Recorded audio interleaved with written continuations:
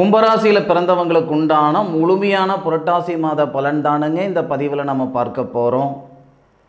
புரட்டாசி மாதம் 1ஆம் தேதியிலிருந்து புரட்டாசி மாதம் 31ஆம் தேதி வரை கும்பராசியில் பிறந்த நண்பர்களுடைய வாழ்க்கையிலையும் வாழ்வாதாரத்திலையும் எந்த மாதிரியான மாற்றங்கள் இந்த பிரபஞ்சம் தரப்போகுதுன்றது பற்றி தானுங்க ஆதாரபூர்வமாக வேதகால முறையில் துல்லியமாக இந்த பதிவில் நம்ம பார்க்க போகிறோம். கும்ப ராசியாதிபதினு சொல்லக்கூடிய சனி பகவான் கும்பராசிக்கு 2வது பாவகம் குடும்பஸ்தானத்தில் உத்திரட்டாதி நட்சத்திரம் சொல்லக்கூடிய தன்னுடைய சுயசாரத்தில் வக்கர நிலையில் இருக்கும் பொழுது தான் இந்த மாதம் பிறக்கப்பட்டது. குடும்பஸ்தானாதிபதினு சொல்லக்கூடிய குரு பகவான், தனஸ்தானாதிபதி தனகாரகன் சொல்லக்கூடிய குரு பகவான் கும்பராசிக்கு 5வது பாவகத்தில் தன்னுடைய சுயசாரன் சொல்லக்கூடிய ஸ்ரீராமர் அவதரித்த நட்சத்திரம் புனர்பூச நட்சத்திரத்திலிருந்து கும்பராசியை பார்க்கக்கூடிய தருணத்தில் தான் இந்த மாதம் பிறக்கப்பட்டது. 4 விஷயங்கள் இந்த புரட்டாசி மாதத்தில் 100% 4 விதமான பலன்களை இந்த பிரபஞ்சம் தரப்போகுது கும்பராசியில் பிறந்தவங்களுக்கு. அதில் முதல் பலன் அப்படின்றது குடும்பத்தில் நிம்மதி சந்தோஷம் ஏற்படுத்துறது. கும்பராசியில் பிறந்தவங்களுக்கு 2வது பாவகன் சொல்லக்கூடிய குடும்பஸ்தானத்தில் தனஸ்தானத்தில் படிப்பு ஸ்தானத்தில் சனி பகவான் வக்ரத்தில் இருந்ததோ அல்லது 2வது பாவகத்தில் சனி பகவான் இருக்கிறதோ ஒரு சிலருக்கு பாதகத்தை ஏற்படுத்தி இருக்கும்.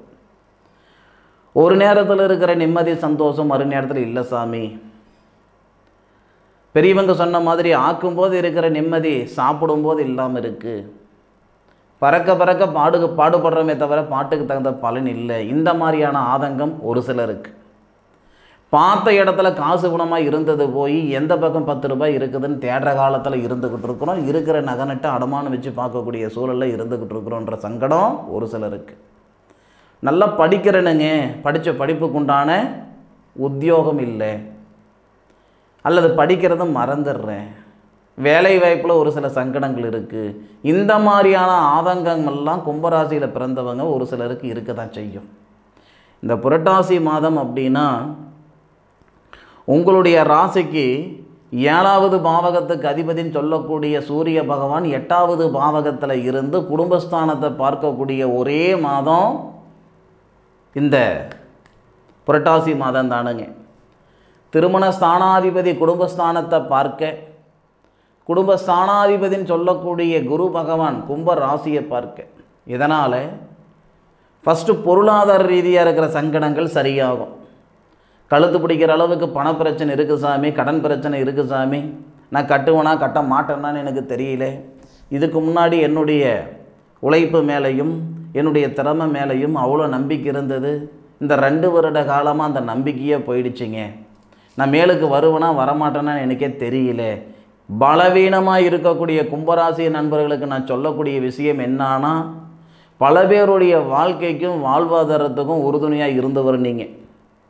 உங்களுடைய விஷயம் உங்களுடைய சங்கடங்கள் சரிப்படுத்திக்கிறது பெரிய விஷயமே கிடையாது. உங்களுக்கு எப்போவுமே ரொம்ப அடிமட்டத்திலிருந்து மேலே வந்து தான் பழக்கம் கும்பராசிக்காரங்களுக்கு. சொந்தம் பந்தம், அண்ணன் தம்பி அக்கா தங்கச்சி மாமன் மச்சான் தாய் தந்தையால் கூட கும்பராசியில் பிறந்தவங்க ஒரு சிலர் மேலுக்கு வந்திருக்க மாட்டாங்க. தானாக கையை ஊனி கரணம் போட்டு தான் மேலே வந்திருப்பாங்க. அப்போ இப்போ இருக்கிற நிலைமையிலேருந்து நீங்கள் மேலே வர்றதுக்கு அதிகபட்சம் 6 மாதம் போதுமானது. வரக்கூடிய இந்த பிறக்கப்பட்ட புரட்டாசி மாதம் 1 தேதியிலிருந்தே உங்களுக்கு விவரம் சொல்கிறேனுங்க. சூரிய பகவானுடைய பார்வை சனி மீது, சனி பகவானுடைய பார்வை சூரிய பகவான் மீது, அதுபோக உங்களுடைய ராசிக்கு 2வது பாவகத்துக்கு அதிபதி தனத்துக்கு அதிபதி லாபஸ்தானாதிபதினு சொல்லக்கூடிய குரு தன்னுடைய சுயசாரத்தில் இருந்து பிரமாதமாக உங்களுடைய ராசிக்கு 2வது பாவகத்தையும் உங்களுடைய ராசிக்கு 11வது பாவகத்தையும் பார்க்கக்கூடிய அருமையான நேரம். தொழில் ஸ்தானாதிபதினு சொல்லக்கூடிய கும்பராசியில் பிறந்தவங்களுக்கு தொழில் ஸ்தானாதிபதி செவ்வாய் தானுங்க.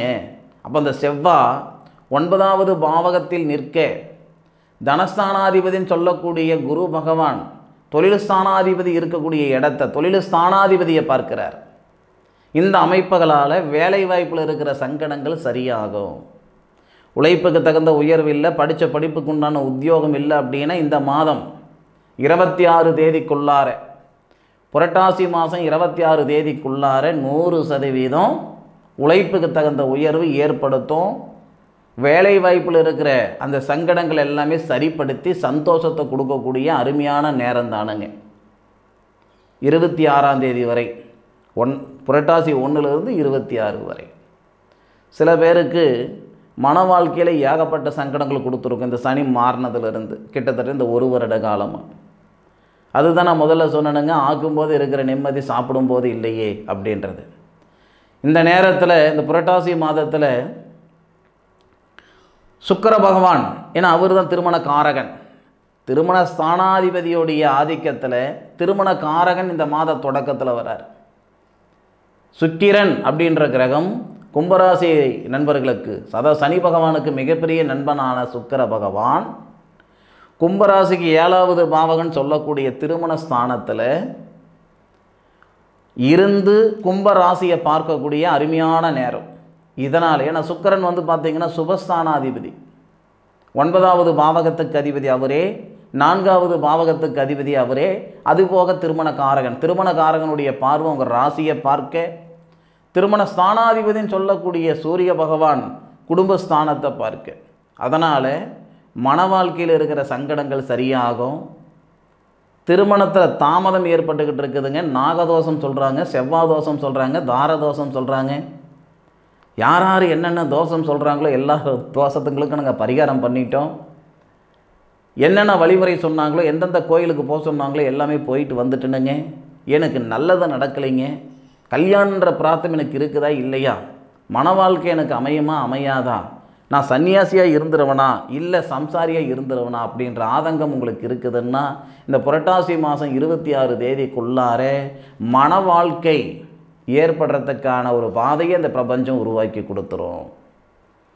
சரிங்க, கல்யாணம் நடந்துட்டுங்க, ஆனால் 6 மாதம் 3 மாதம் பொழப்பு தான் பொழைச்சினுங்க, மீண்டும் விவாகரத்து ஆயிடுச்சிங்க, மறுமணத்தை முயற்சி பண்ணுற முடியுமா அப்படின்னா இந்த தருணங்களில் மறுமணத்தில் இருக்கிற சங்கடங்களும் சரியாகும். அல்லது திருமணமாகி வெவ்வேறு பக்கம் இருக்கிறேன் அப்படின்னாலும் இந்த நேரத்தில் மீண்டும் இணைக்கிறதுக்கான ஒரு அற்புதமான ஒரு தருணத்தை இந்த பிரபஞ்சம் கொடுத்துரும். சார் இது எந்த வகையில் சொல்கிறீங்க சார் அப்படின்னா, 2வது பாவகத்தில் பார்க்கக்கூடிய பார்வை புதனும் சூரியனும் சேர்ந்து புதனாதித்ய யோகமாக இருக்கக்கூடிய தருணத்தில், புதன் புத்திரஸ்தானாதிபதி தனஸ்தானத்தை பார்க்க, புத்திரஸ்தானாதிபதி தனஸ்தானத்தை பார்க்க, புத்திரகாரகனுக்கு புத்திரஸ்தானாதிபதினு சொல்லக்கூடிய அந்த புதன் வீடு கொடுத்துருக்க, ஒரு சில சாதகமான அமைப்புகள் உள்ளதால் இருக்கிறதுனால கும்பராசியில் பிறந்தவங்களுக்கு முழுமையாக இந்த புரட்டாசி மாதம் யோகமான மாதம்தானுங்க. 1ஆம் தேதியிலிருந்து 11ஆம் தேதி வரை கும்பராசியில் இருக்கக்கூடிய கணவன் மனைவி காதலர்கள் பிரிஞ்சு போன தம்பதிகளுக்கு உண்மைக்கே அற்புதமான நேரம் இந்த நேரம். 1லிருந்து 11க்குள்ளார பொருளாதாரத்தில் பிரச்சனை இருக்குது, கடன் பிரச்சனை இருக்குது, பகை அதிகமாக இருக்குது, சங்கடங்கள் சண்டை அதிகமாக இருக்குதுங்க. போகாத இடத்துக்கு போனன்ற பேர் வந்தது, செய்யாத தப்புக்கு செஞ்சன்ற பேர் வந்தது. இது எல்லாமே சரிப்படுத்திக்கிறதுக்கான தருணத்தை இந்த பிரபஞ்சம் தரக்கூடியது புரட்டாசி மாதம் 11ஆம் தேதியிலிருந்து 25ஆம் தேதி வரை, 25ன்றது 26 வரைக்கும் கூட சொல்லலாம். அப்போ அந்த 26ஆம் தேதியிலிருந்து 31ஆம் தேதி வரை தொழில் சார்ந்த விஷயங்களுக்கு உகந்த நேரம். இடமாற்றங்கள் செய்துக்கிறதோ, சுய தொழில் செய்கிறதோ, தொழில் சார்ந்த விஷயங்களுக்கு உகந்த நேரம் தானுங்க அந்த நேரம். ஏறத்தாழ கும்பராசியில் பிறந்தவங்களுக்கு வரக்கூடிய வந்த புரட்டாசி மாதம் உண்மைக்கே மனநிறைவை கொடுக்கக்கூடிய ஒரு மாதமாக இருக்கும்ன்றதில் மாற்று கருத்து கிடையாது. அனுபவித்து சொல்லுங்கள், ஆராய்ச்சி பலன் சொல்லியிருக்கேன். அதுபோக எல்லாருக்கும் தன்னுடைய வாழ்க்கையில் நடக்கக்கூடிய முழுமையான பலன்களை தெரிஞ்சுக்கிடணுன்ற ஆசை நிறைய பேருக்கு இருக்க தான் செய்யும். இதில் தப்பில்லை. ஏன்னா வேறு எந்த வகையிலும் நம்ம தெரிஞ்சுக்கிட முடியாது நம்மளுடைய எதிர்காலத்தை. அப்போது நம்ம எதிர்காலத்தை தெரிஞ்சுக்கக்கூடிய ஒரே ஒரு பாதை இந்த ஜோதிடம். அன்றைக்கி இருந்த காலகட்டத்தில் எந்த விதமான பிரதிபலனை எதிர்பாராமல், வியாபார நோக்கம் இல்லாமல் நம்ம முன்னோர்கள் அருமையாக அற்புதமாக சாதகம் எழுதி கொடுத்தாங்க, ஆயுள் கால சாதகம். இன்றைக்கி இருக்கிற காலகட்டம் அப்படி இல்லைங்க. யாருக்கும் பொறுமையும் கிடையாது, நேரமும் கிடையாது. அப்போது கிட்டத்தட்ட ஒரு மிஷின் வாழ்க்கை மாதிரி தான் வாழ்ந்துக்கிட்டு இருக்கிறோம். இதில் ஜோதிடர்கள் பார்த்திங்கன்னா எல்லாமே இந்த கம்ப்யூட்டர் கணினியம் இந்த மாதிரி ஒரு ரூட்டில் போயிட்டாங்க. பாரம்பரியத்தை மீண்டும் திருப்பி கொடுக்கணும், அந்த பாரம்பரியம் ரெண்டாவது அந்த வேத காலங்களில் வந்த ஜாதக நோட்டு மீண்டும் வரணும் அப்படின்றதுனால இந்த மாதிரி ஒரு ஜாதக நோட்டு எழுதி கொடுக்குறேனுங்க. இது ஒருத்தருடைய ஜாதக நோட்டு, ஒரு மனிதனுடைய முழுமையான ஆயுள் கால பலன் கொண்ட ஜாதக நோட்டு. அப்படி என்ன சார் ஆயுள் கால பலன் அப்படின்னா, இப்போ எனக்கு நடக்கிறது இப்போ சனி தசையில் சுக்கிர புத்தி போய்கிட்டு இருக்கு. எனக்கு சனி தசையில் எந்த மாதிரியான பலன் வரும், என் ஜாதகத்தில் சனி எந்த இடத்துல இருக்கிறாரு, பலமாக இருக்கிறாரா பலவீனமாக இருக்கிறாரா, அப்போது அந்த சனிக்கு என்ன பலன், அதே மாதிரி சுக்கிரன் எந்த பாவகத்தில் இருக்கார், சுக்கிரன் பலமாக இருக்கிறாரா பலவீனமாக இருக்கிறாரா, சுக்கிரனுக்கும் சனிக்கும் எத்தனை டிகிரி வித்தியாசம். அப்போது தசை பலன் அப்படின்னா ஒரு தசை நடக்குதுன்னா அந்த தசைக்கு இதுதான் பலன் சொல்கிறது பொதுவாக சொல்கிறது. ஆனால் நம்ம ஜாதகத்தில் நடக்கக்கூடிய தசை என்னவா இருக்கிறாருன்னு அறிஞ்சு பலன் சொல்லக்கூடியது நமக்குண்டான பலன். எனக்கே சனி தசையில் சுக்கிர புத்தி போகுதுன்னா 2 பேருடைய தன்மை அறிந்து இந்த பலன் எழுதிடுவேன். அந்த 2 பேர் எந்த பொசிஷனில் இருக்கிறாங்க, அவங்க பலமாக இருக்கிறாங்களா பலவீனமாக இருக்கிறாங்களா, அதுக்கு தகுந்த மாதிரியான பலன்கள் இதில் வரும். இப்போது உங்களுக்கு வாழ்நாள் முழுவதும் வரக்கூடிய தசைகள், வாழ்நாள் முழுவதும் வரக்கூடிய புத்திகள், அவங்களுடைய நிலைப்பாடு அறிந்து இதில் பலன் இருக்கும். ஒவ்வொருத்தருக்கும் ஒவ்வொரு தசாபுத்தி பலன் அப்படின்ட்டு கிட்டத்தட்ட ஆயுள் முழுவதும் வரக்கூடிய தசாபுத்தி பலன்கள் ரொம்ப அற்புதமான முறையில் இந்த சாதகத்தில் எழுதியிருப்போம். இது உங்களுக்கு கிட்டத்தட்ட ஒரு கைடு மாதிரின்னு இருக்குன்னு வச்சுக்கோங்களேன்.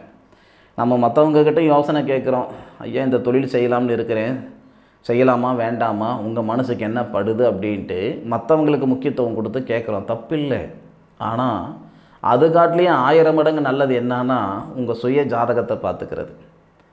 ஒன்று உங்களுடைய ஜோதிடர்கிட்ட ஒரு செயல் செய்யும் பொழுது உங்கள் ஜாதகத்தை பாருங்கள், இல்லை இந்த மாதிரி ஒரு ஜாதக புத்தகம் எழுதி வச்சுக்கிட்டிங்கன்னா உங்களுக்கு வசதியாக இருக்கும். ஒரு செயல் செய்யும் பொழுது அந்த நோட்டு பார்த்திங்கன்னா உங்களுக்கு என்ன தசையில் என்ன புத்தி நடக்குதுன்றது தெரிஞ்சு போயிடும். அப்போ உங்களுக்கு நேர காலங்கள் பலமாக இருக்குதா பலவீனமாக இருக்குதா அப்படின்ற விவரமாக அதில் தெரிஞ்சு போயிடும். பலவீனமாக இருக்குதுன்னா அதுக்குண்டான பரிகாரங்களை அதில் நான் எழுதியிருப்பேன். இந்த மாதிரி ஒரு பொக்கிஷத்தை தான் உருவாக்கி கொடுத்துட்ருக்கிறேனுங்க. தேவைப்படுறவங்க பயன்படுத்திக்குவாங்க. கும்பராசியில் பிறந்தவங்களுக்கு இந்த பதிவு பயனுள்ள பதிவாக இருக்குன்னு நான் மனசார நம்புகிறேன். மீண்டும் அடுத்த ஒரு அற்புதமான தருணத்தில் சந்திக்கும் வரை உங்களிடமிருந்து விடைபெறுவது உங்கள் வீட்டு ஜோதிட நண்பனான மா காளிதாஸ் மணிகண்டன். திருச்சிற்றம்பலம். வாழ்க வையகம், வாழ்க வளமுடன்.